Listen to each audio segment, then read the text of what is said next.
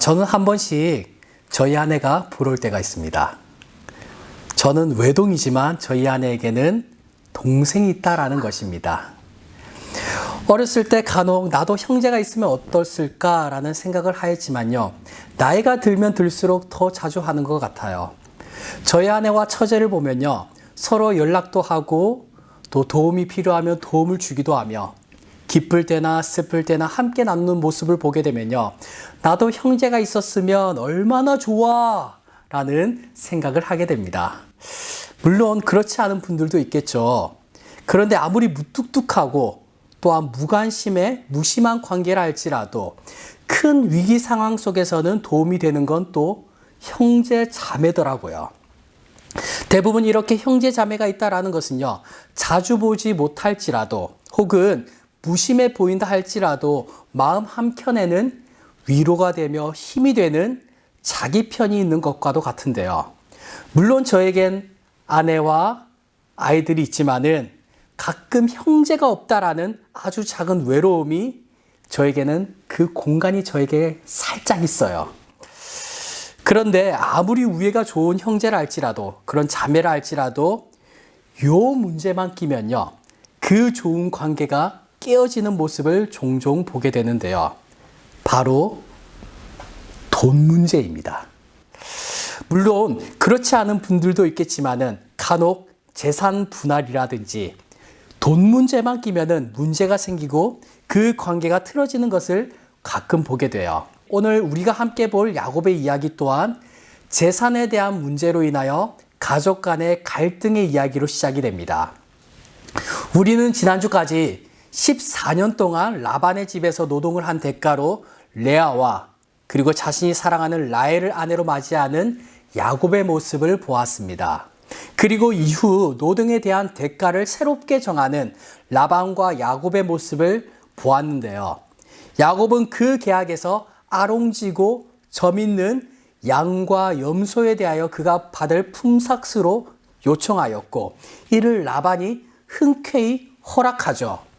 여러분, 라반이 이러한 야곱의 요청을 흔쾌히 허락한 이유는 무엇이었을까요? 야곱이 제안한 품삯은 당시 목자들이 일반적으로 받는 품삯보다 더 적은 품삯을 요구하였기 때문입니다. 보통 일반적으로 양은 희고 염소는 검은 것인데 야곱이 제안한 아롱지고 점 있는 양과 염소의 수는요, 평균적으로 목자들이 받는 품삯보다 그 비중이 적었기 때문이에요. 그러니 라반의 입장에서 사위 야곱과의 계약은 득이 되는 계약이었고요. 야곱의 입장에서는 라반을 배려하는 듯해 보이며 또한 손해를 보는 듯한 계약을 맺는 것이었습니다. 하지만 그 가운데서 또한 라반과 야곱이 싸움을 벌이죠. 수싸움을 벌어지죠. 라반은 자신의 소유할 일반적인 가축들과 야곱이 몫으로 받아야 할 아롱지고 점 있는 것들을 멀리 분리함으로써 서로 교배하지 못하게 합니다. 가뜩이나 아롱지고 점 있는 양과 염소의 수가 적은데 그 비율이 더 줄어드는 라반의 전략이었죠. 하지만 야곱은 이에 질세라 당시 목축업자들 사이에서 근거 없이 사용했던 방법을 사용함으로써 아롱지고 점 있는 염소의 그리고 양의 숫자를 늘리려고 합니다. 이러한 라반과 야곱의 싸움에서 그들이 가지고 있던 자원이나 혹은 그들이 택한 전략 등을요, 상식적으로 우리가 생각을 해 본다라면요, 야곱이 이길까요? 라반이 이길까요? 상식적으로요, 이 싸움은요, 라반의 승리입니다. 상식적으로 본다면요, 라반의 재산이 늘어야 하고 야곱의 재산이 줄어야 돼요. 이 둘의 싸움은요, 안 봐도 뻔한 라반의 승리였습니다. 하지만 결과는 아롱지고 점 있는 양과 염소의 수가 더 많아지게 되었고 라반의 가축보다 야곱의 가축이 훨씬 더 건강하더라는 것입니다. 그리고 이어지는 말씀이 오늘 본문에 속한 창세기 31장의 말씀인데요. 오늘 우리가 읽은 본문의 말씀은 17절부터 24절까지의 말씀이지만은 31장 전체의 말씀 속에서 하나님께서 우리에게 말씀하시는 은혜를 나누었으면 합니다. 라반과 야곱의 수싸움, 상식적으로 라반의 승리를 거두어 라반의 재산이 늘어야 하는데 실질적으로 야곱의 재산이 늘게 되어요. 그렇게 이 둘의 싸움은요, 야곱이 대승을 거두게 되는 것입니다. 그러니 라반의 입장에서 야곱을 볼 때 여러분 어떠한 눈빛과 어떠한 시선으로 야곱을 바라보겠습니까? 아니 그래도 조카인데, 그리고 사위인데, 그래도 가족인데 야곱이 잘 되면 좋은 것 아닌가? 라는 생각을 할 수도 있겠지만요, 사촌이 땅을 사면은 배가 아픈 것이죠. 라반의 마음도 기쁘지가 않았습니다. 라반이 어떠한 자입니까? 아주 계산적인 사람이고요, 자신의 이득을 위해서라면은 물불을 가리지 않는 사람이에요. 그 아무리 사위라 할지라도 아무것도 없이 밧다람으로 올라온, 그리고 그 빈털터리가 20년이 지난 오늘 자신과 자신들의 아들들보다 재산이 더 많아진 모습을 보았을 때 라반은 시기심과 비통한 마음이 들었을 것입니다.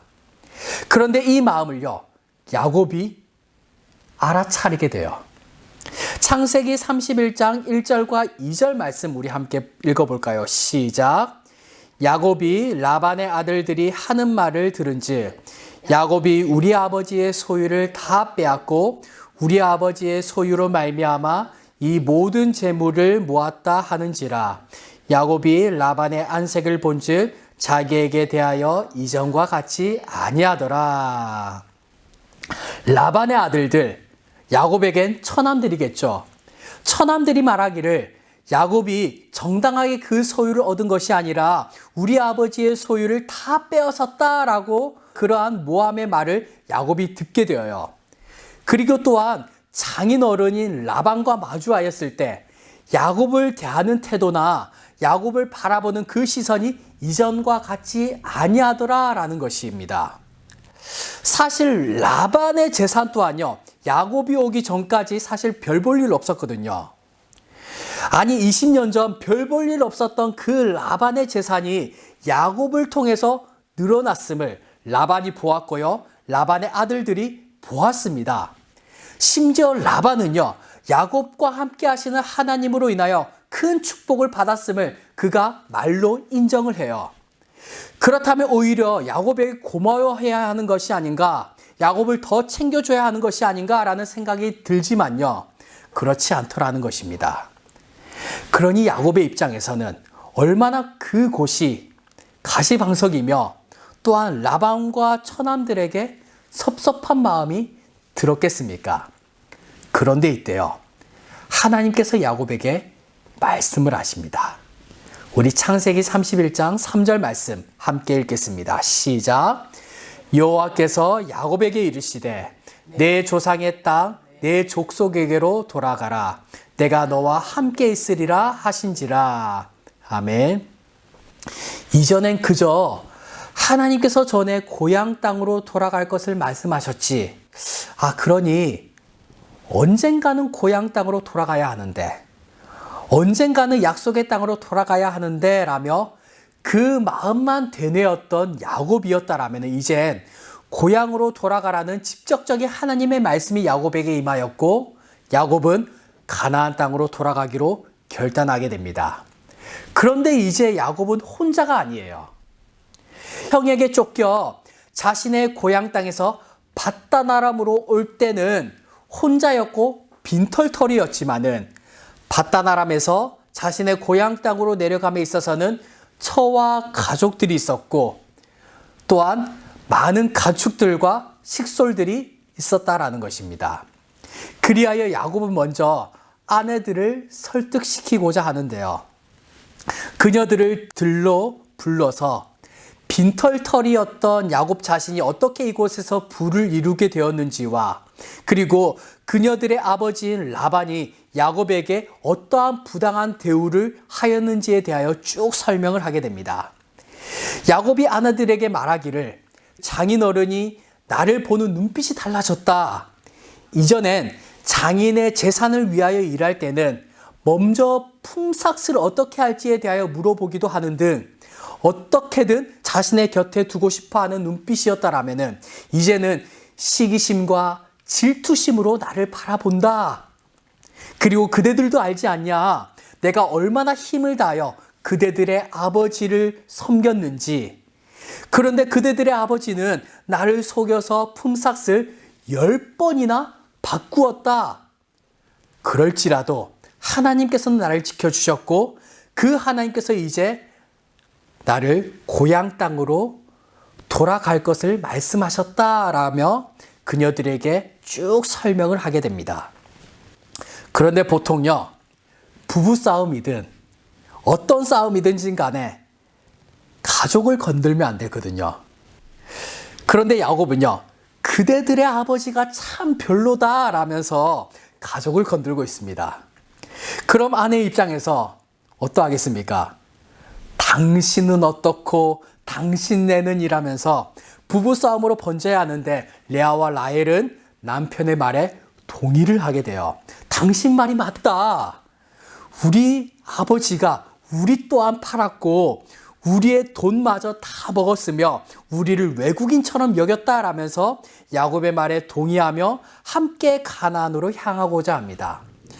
참 여기서 아이러니한 것은요, 그렇게 시기하고 질투하며 경쟁하던 레아와 라헬이요, 이럴 땐 또 하나가 되어서 궁극짝이 또 잘 맞아요. 그리고 또 여기서 우리가 눈여겨볼 것은요, 믿음의 여인들에게서 보여지는 공통적인 모습인데요. 아브라함의 아내 사라는요, 65세의 남편과 함께 고향을 떠나 약속의 땅으로 향하였고요. 이삭의 아내 리브가 또한 자신의 고향을 떠나서 약속의 땅으로 향하였죠. 그리고 이후에 나오는 현숙한 여인 룻 또한 자신의 고향을 떠나는 결단과 함께 약속의 땅으로 향하게 됩니다. 오늘 이 야곱의 아내 레아와 라헬 또한 그녀들이 나고 자랐으며 그녀들의 삶이 녹아져 있는 이 밧다다람을 떠나 하나님께서 약속하신 땅으로 향하고자 해요. 물론 이 레아와 라헬의 상황은요, 온전한 믿음만은 아니었을 것입니다. 아버지에 대한 미움의 마음 또한 있었을 것이에요. 사랑하는 여러분, 우리가 하나님의 약속과 축복의 장소로 들어가기 위해서는요, 나의 고향을 떠나는 결단이 반드시 있어야 하는 것입니다. 이 말은요, 내가 나고 자란 그런 지역을 떠나라 라는 말이 아닙니다. 믿음의 결단에는 반드시 내가 쥐고 있던 것, 내가 소중히 여기고 있는 것, 그것을 내려놓는 결단이 반드시 있어야 한다라는 것이에요. 하나님을 예배하고 하나님을 경외함에 있어서 방해가 되는 요소들을 내려놓는 결단이 반드시 있어야 한다라는 것입니다. 만약 우리가 무엇인가를 내려놓지 못하고 그것을 꼭 쥐고 있다라면은 하나님께서 축복과 은혜를 주시려고 해도요, 우리가 그것을 받지를 못해요. 하나님의 축복과 은혜를 받기 위해서는요, 내가 손을 펴야 하는 것입니다.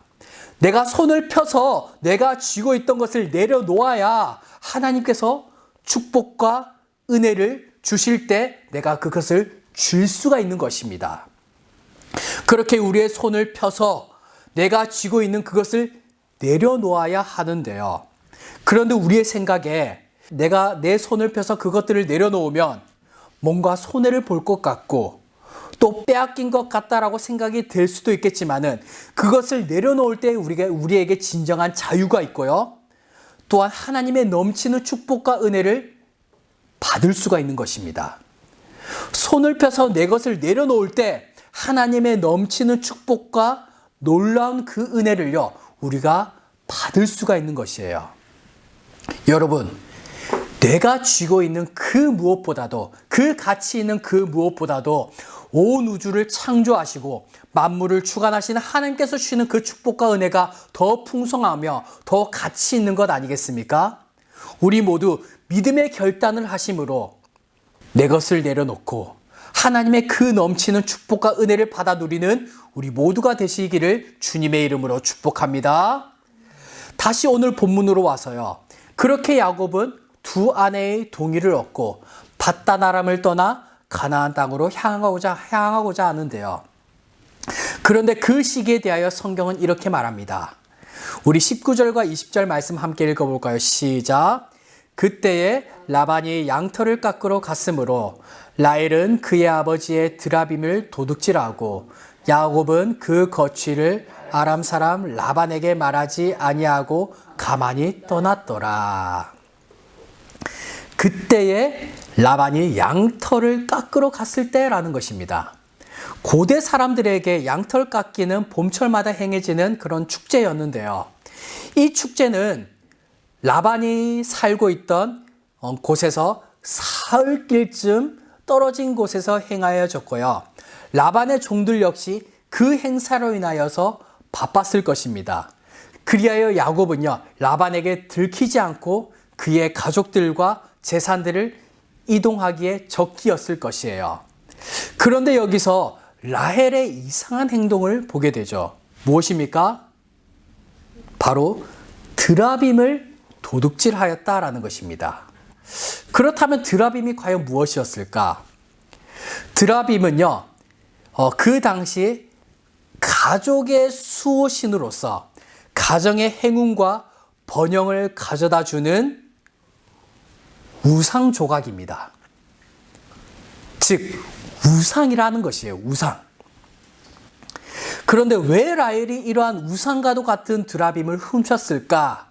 이에 대하여 크게 두 가지의 의견이 있는데요. 첫 번째는 라헬이 비록 하나님을 섬기기는 하였지만은 과거의 우상 숭배의 습관을 버리지 못하고 그것을 도움받아서 앞길이 평탄하기를 바라는 마음에서 드라빔을 훔쳤다라는 그런 의견입니다. 그리고 두 번째는요, 이 드라빔은 우상의 역할뿐만이 아니라 재산 상속권의 증표로도 이 드라빔이 사용되어지기도 하였는데요. 즉, 라반의 사후 라반이 죽었을 때 그녀들이 받지 못한 재산에 대한 상속권을 받기 위해서다라는 그런 의견이에요. 그런데 이 이야기 속에서 비슷한 이야기가 여러분들 떠오르지 않습니까? 야곱의 형과 아버지를 속여서 장자의 축복권을 빼앗았고 이로 인하여 형에게 쫓겨 하란으로 향하는 그 과정 말입니다. 오늘 본문에서 라헬이 재산 상속권과 같은 라반의 드라빔을 훔쳐서 라반을 피해 가나안 땅으로 향하게 되는 것이죠. 그런데 야곱은요, 라반이 이 드라빔을 훔쳤는지 몰랐다라고 성경은 이야기를 하고 있어요. 아무튼 라반은 야곱이 떠난 3일 만에 그 소식을 접하게 되었고 7일 만에 야곱이 있는 길라 산까지 추격하게 됩니다.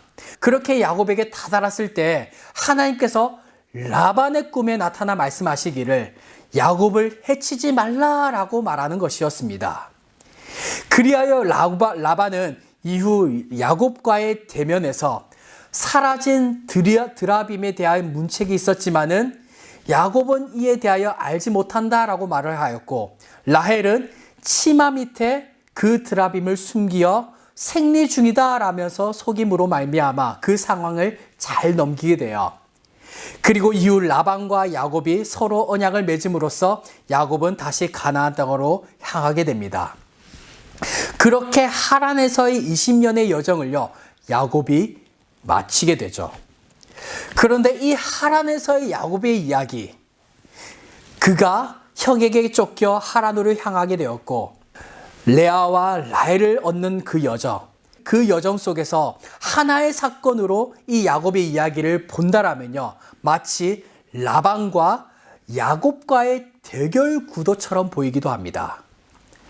뛰는 놈 위에 나는 놈이 있다라는 말처럼요, 속이는 자였던 야곱이요, 속임의 끝판대장이었던 그런 라반을 만나서 대결하는 모습처럼 이 20년 하란의 모습이 보여요.